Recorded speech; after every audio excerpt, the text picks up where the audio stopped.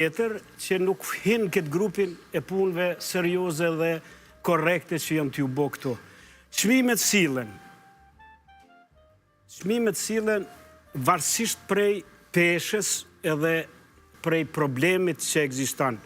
Do më thonë sillen prej 2.000 dhe 3.000 euro. Nuk janë çmime ma të mëdhaja sot. Në qoftë se hynë procedurën e parë dhe konservohen qeliza vezë dhe nuk ka sukses, atër shfrytëzohen ato të konservura dhe çmimet mandej janë shumë më të lira edhe zgjatja koha është shumë më e shkurt.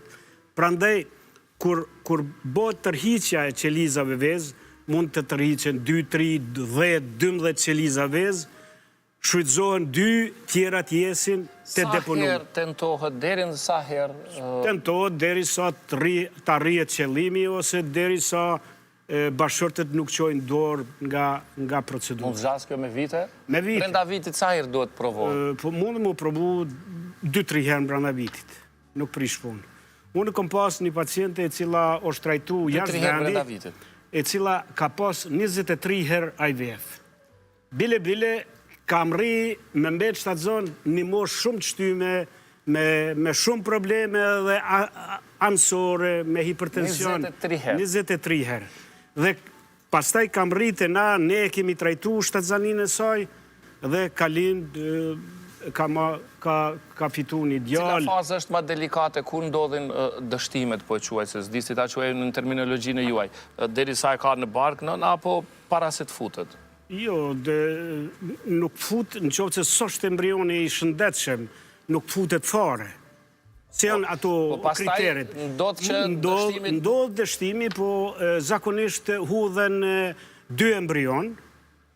Te gratë matë më shume hudhen edhe 3 embrion, se në qoftë se nuk ka sukses një ose 2, bile një me pas sukses. Për shta hudhen 2 embrion. E kur ndodhë që të 3 kanë sukses?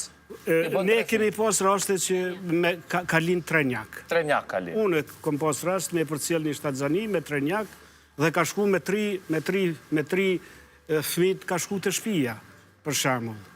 Ekziston edhe me lind me trenjak. A duhet, pyeta tash jashtë profesionit, si qytetara, duhet që shtetit të financoj këto raste? Ska lidhja bën në që kërë shumë vendet botë, shumë vendet Evropës, 2 herë financon shteti, sigurimi. 2 herë. 2 herë, po nëse dështojnë? Në qoftë që dështon 2 herë, edhe mjafton 2 herë, nuk financon më shumë. Edhe këtu të ne është dash mu trajtu sigur diçka që i kemi trajtu jashtë vendit, po se kanë marrë shumë seriozisht. Unë shpresoj që institucioni publik të kry punë të mira, po nuk kanë ekip, sepse me atë kërkes ashtë madhe të pacientëve duhet me pas ekipet mjaftueshme plus ekipe me provoj. Se në qoftë se nuk ka ekipe me provoj dhe nuk ka ekipe mjaftueshme, atëherë edhe këta njerëz që janë orientu ka institucioni publik e humbin hapin, se ju bjen me prit shumë. Okej. Sarand?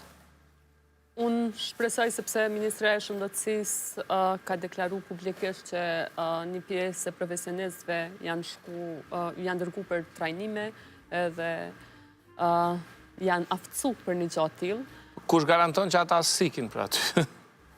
Besoj që do duhet kishte politika për këtë kontributin.